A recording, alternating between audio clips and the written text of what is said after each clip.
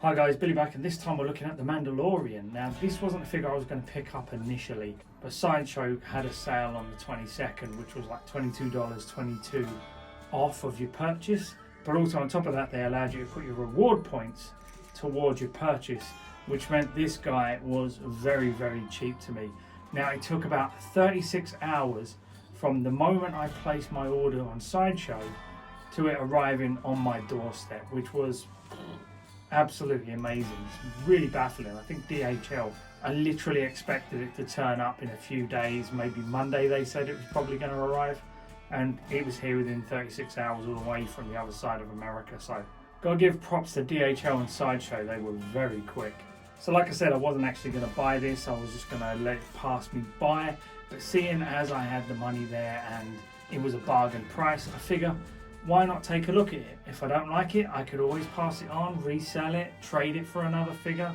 Who knows? But my curiosity is piqued, so I actually want to see what this guy is like.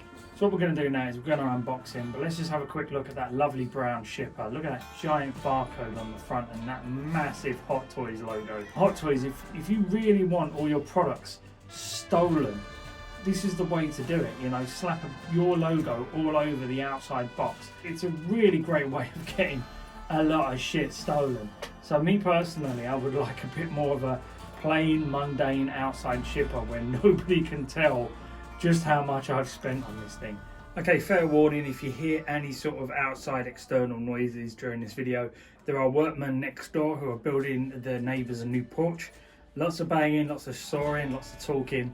I'm going to do my best to try and keep that external noise down, but if you do hear it, I apologise. Do you know, I just realised that this is in actual fact the first Star Wars hot toy to ever grace the 1/6 cave room. I'm not joking, I actually thought about it, and my Vader was Sideshow, my C-3PO is Sideshow, and the R2-D2 is a Sphero figure. It's not actually a figure, it's like a remote control toy. So yeah, it is in actual fact the first ever Star Wars hot toy to grace my cave. So yeah, this is definitely going to be an experience for me. As you can see, you've got a picture of the figure there. You've got the Star Wars logo as per usual. You can see it's got this banner marker here saying the Mandalorian and the child on there. I'm not entirely sure if that's removable. It looks like it probably is. It's got all the Disney logos on there, of course it has. And then turning around the back, we can see it's got all the logos needed. Just black and gunmetal striping there. Star Wars logo up the top, Star Wars logo at the bottom, and that's about it. Okay, let's slide this off and actually have a look at the figure itself. Well, I have to say, after unboxing everything, I'm actually quite impressed. There's so many different little accessories and bits and bobs with this guy that I wasn't expecting. Now I've seen other videos, so maybe I'm lying in saying I wasn't expecting all of this, but even so, when you're unboxing it all yourself and you're physically taking everything out of the packaging and having a look at it, yeah, it can be impressive.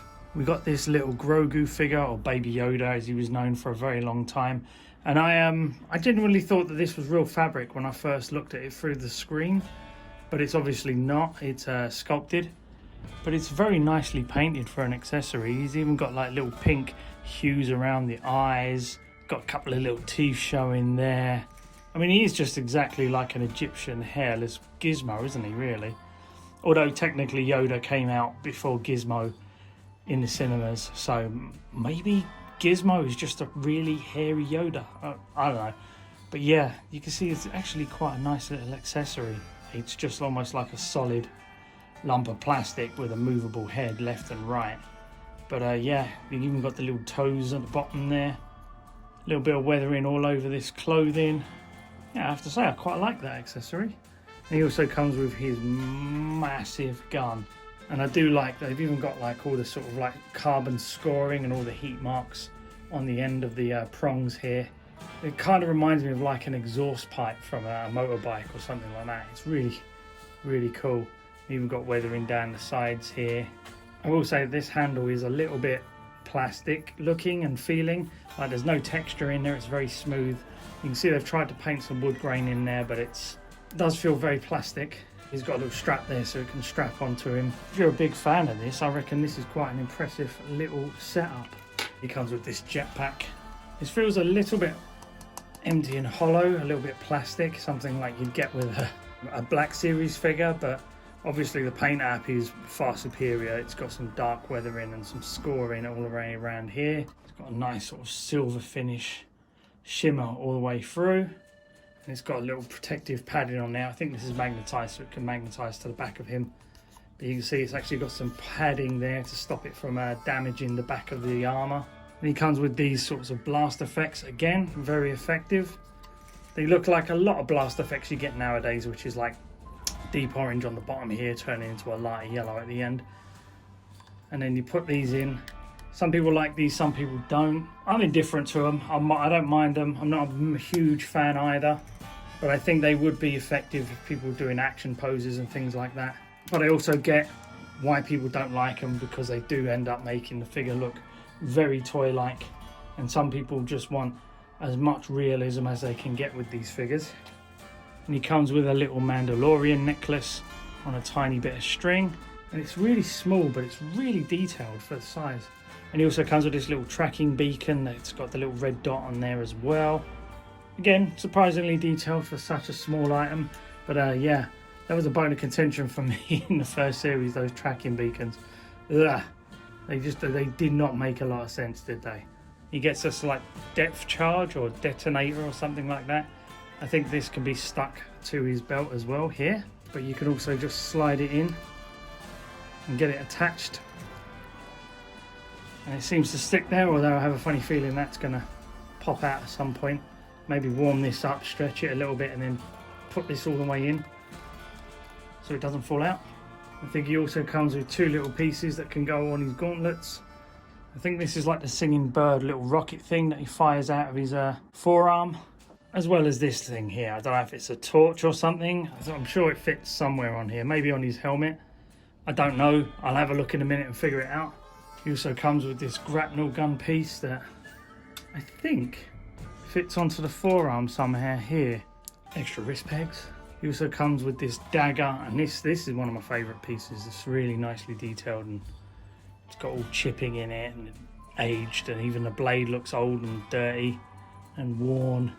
Looks like it's got a little wire in there somehow. Sort of, don't know what that wire does, but very nice little accessory. And he comes with an, I think it's a Beskar ingot.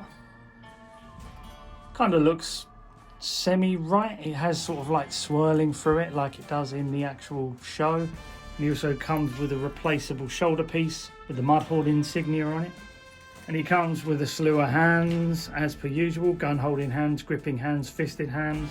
I think some people have said that the yellow on the gloves is a little bit dull. I think it's meant to be a slightly deeper yellow or something like that. But you know, most people will have a look at the hands and go, yeah, they look like the Mandalorian's gloves. I don't think they'd be too fussed. But there's speckling and dirt in the back of their protected hand pieces here. And he also comes with a really nice flamethrower piece that I think attaches to the end of his gun here. Or is it his forearm? Again, I have to find out which bits these get attached to. Let's have a look. Yeah, and the singing birds go on the forearm like that. You can see they're charged, ready to shoot, whereas the other one doesn't have the little bits sticking out of the end there. So it looks like it's in a less of an attack phase. And of course on the helmet here you can see you can pull off one of these tabs here and then stick this onto the side of the helmet to give him like a sort of torch thing. I actually really like that. You know, the more tech on this guy the better, in my opinion. And looking at the stand, he's got that sort of sand base that a lot of these Star Wars figures came with. That sort of bit of cut and paste now with Hot Toys with these sand bases. It's quite uniform. I mean, it'll fit in with a lot of other figures and they'll all match, but a lot of people are tired of these sort of sand bases already. It's got a lovely, nice, shiny nameplate on the front there. It feels premium, you know? It feels really good. You've got a flight pole here so you can actually get him into flying poses. And because of the weight of the base, it's not a really light base either. I think it's got enough balance that if you do put him in flight poses, it's not going to topple over. Now, looking at the head sculpt, you can see why this was easy to be released, because there's no actor likeness or anything. So they were I think pretty much ready to go with this guy. Once they announced him, they just needed to push him through the factory, and you could tell that they did push him through the factory so that he could actually come out a little quicker, and it proved to work dividends for them because they made a lot of money on this guy. You can see there's all sorts of like, it's a really nice silver going all the way through that helmet, but also at the same time some really light speckling. Like it looks dark, and there's like a gunmetal speckling all the way through the edges to make it look a bit more worn, which would be really hard with this figure because it would be very easy for this guy to end up looking very toy-like, because just silver paint on a very rudimentary helmet like this, it could have come off so bad. But with that sort of light gunmetal speckling all the way through, it's giving it a sort of a bit more depth that you wouldn't normally expect, and actually makes it feel a bit more premium. You can see he's got this brown shirt, long sleeve underneath. It's quite thick, very well stitched and everything, but it's got just sort of like nice tired bits and bobs to it, although I do think it could have done with a bit more weathering on certain aspects of it. But I really like this cape. This cape is fantastic. It's got like, first of all, it's got a little bit of weathering, a bit of damage to it here. Also at the same time, it's like they've used rayon or something like that. That sort of really nice sort of, it's like a suede rayon. It's really thin, but it sort of drapes and drags down really nicely. So it gets a nice sort of gravity to the cape, and it looks very realistic. I'm really impressed. It's like Hot Toys are very notorious for their bad capes, especially on Batman. And I think a lot of people were looking for this kind of fabric for their Batman figures because it sort of drags down, coming down into that armor. I love this strapping here. It's actually got some real sort of like depth charges. I don't know what these are, but they're on the front of his strap there anyway. It's really nicely detailed, and you can see it's got all the tiny little bits and bobs and details that you would expect, looking like it's come straight off the TV show. And they've actually sculpted the belt in rather than actually give you a pleather belt, thank God. But yeah, you can see this is like a little pouch here that you can put his pistol in. You can pull this strap up, I think, and then slide this in. There we go, very cool. And then coming down, he's got this sort of undershirt piece here. I don't think it's pleather, it feels like a vinyl or something, very plasticky, rubbery type thing, which is fine by me. And then coming down into the trousers, it feels like they used a material that they thought looked good, but also at the same time they didn't bother putting any more sort of weathering on it. And that for me is a slight bit of a disappointment. A little bit of weathering goes a long way, Hot Toys, you know. And you can see there's some dents and scratches in that bottom bit of the armour there. And these thigh armour pieces, that one looks very good. I really like that. I like how it's sort of gradiently sort of shaded just all the way around here. It looks worn and tired. Carbon scoring, I think they call it. And then this one again, very nicely clean painted. Could have looked very toy-like, but they've actually pulled off a very nice paint job on the silver arm pieces. And then coming down into the boots, you beauties, look at that, split cut boot, always, forever and ever, Hot Toys, split cut boots all the way. And then of course we've got nice sculpting in there, and these pieces here actually do slide in and out, so they are removable, which is very cool, because if you really wanted to make it look a little bit uneven, you could pop one of those out and make it look like you used one, so you can have yours looking a little bit more unique than other people's. Now, you've seen a bunch of videos about this guy, so articulation isn't something I'm really going to go deep diving into, but I do like some of it. And one of the bits of articulation I like is in the neck here. It actually has a point of articulation up the top here. It's like super empty all the way around the helmet here, which works really well because it actually gives you a lot of freedom to move his head around, and he can actually get his chin right onto the chest. Just there, I really like that, and he can look up really far as well. The articulation around the neck, superb.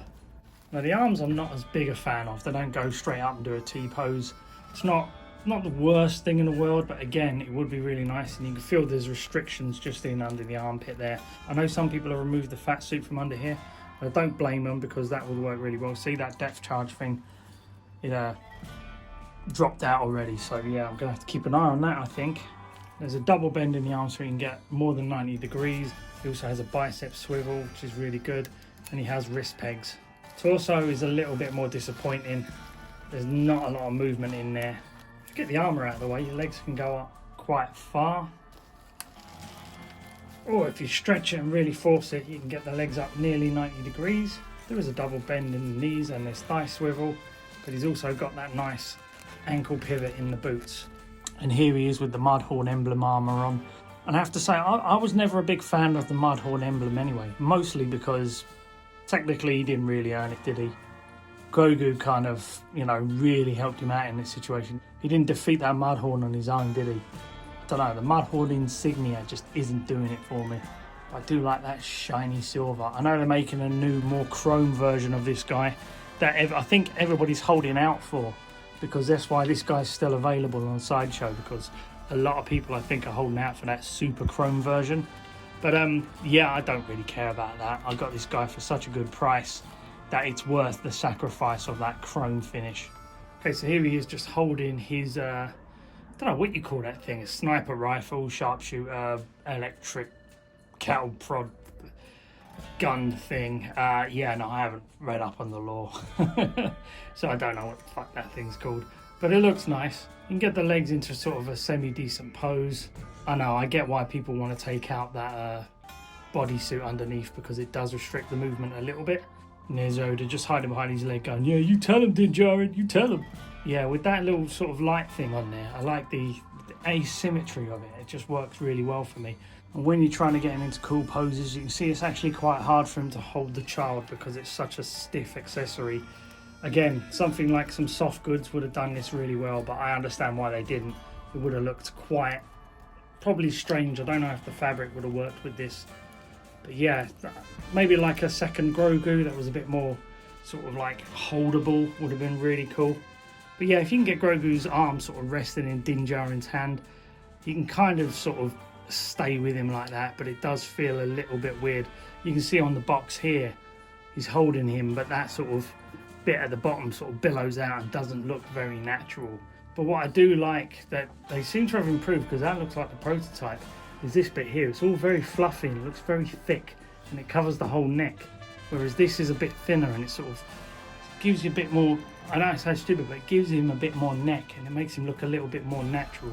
And I really like the fact he's got a cloth undersuit, because it does help with posing. You can put him into sort of semi-extreme poses and you're not going to have to worry about the clothing like a superhero suit or anything getting creases or getting damage, because it's just fabric. But I've noticed that if you wanted to, you can and get the arm up a little higher, and then if you really want to like hide that sort of realism and keep it realistic looking, you can actually put the cape over the arm here to hide the fact that he hasn't got that armor on. You can get his arm up even higher, which is very, very cool.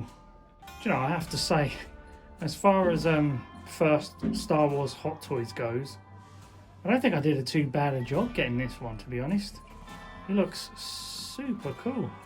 And yeah, I know I ripped off the image on the back there a little bit, but yeah. So yeah, you can actually get him in the poses that are actually on the box. Maybe not a lot more, but you can definitely get him into some really cool poses. But yeah, you know, I've got the theme tune in my head now. It's sort of stuck in there as I'm playing with this guy. Ooh, his shoulder armor fell off. I think that's going to happen a few times, what with it being Velcro and all.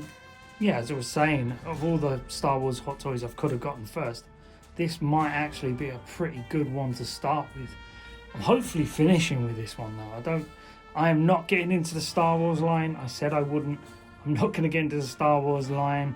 If I do, my wife will kill me, so I most definitely shouldn't. Which is why I was okay getting this guy, because, you know, you can have a standalone figure like this in the collection from Star Wars and it won't trigger you to get everyone else. Like if I get a Luke Skywalker, that's it, I've got to have a Leia. If I get a Leia, I've got to have a Han.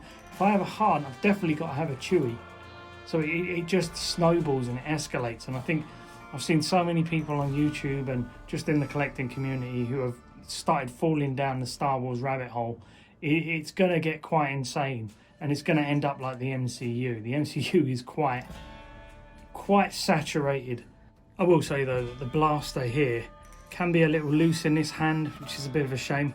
You can turn it right, but like I'm going to break yourself fool kind of pose. Yeah, I think I've watched too much Boys in the Hood. What I would have liked is for him to come with two guns, so you can have sort of like dual gun slinging, because he is so Western in origin. You know, he's like a way out west cowboy type thing, that, you know, it feels a little bit weird that he doesn't have like dual pistols, you know, because, you know, Sam Peckinpah, John Woo, that kind of stuff would have been really cool if he'd have got 2 guns with him. I've given him a Rocket Raccoon from Endgame's 2 bigger pistols that he comes with, and they kind of fit in here, to be honest, because they don't look too out of place. But yeah, you can see the handles on the guns are a little bit too small.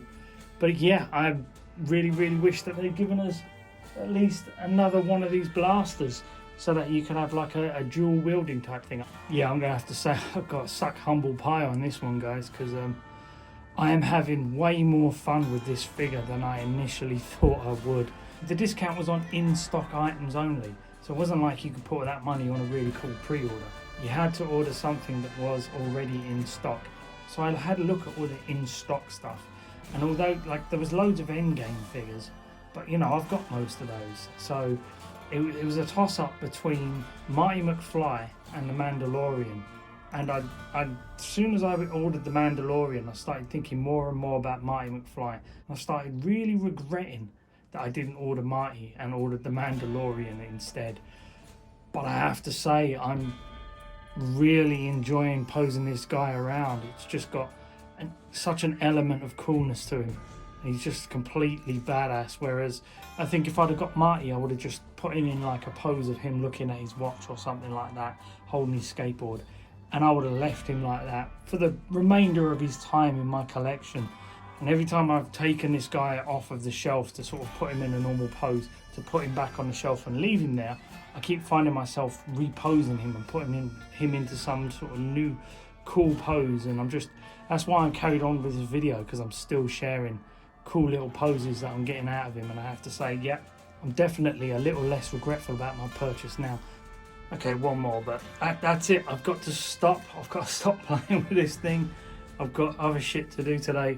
That's it for now. Hope you enjoyed the video. Like and subscribe. And if you do me a favour now, if you get the fuck out of my cave, this guy's going to go on the shelf next to Vader and C-3PO proudly. But I want you to make me a promise. If I get any more Star Wars Hot Toys into my collection, I give you full permission to kick me square in the balls. Yeah, seriously. Both balls. Thanks a lot, guys. Bye-bye.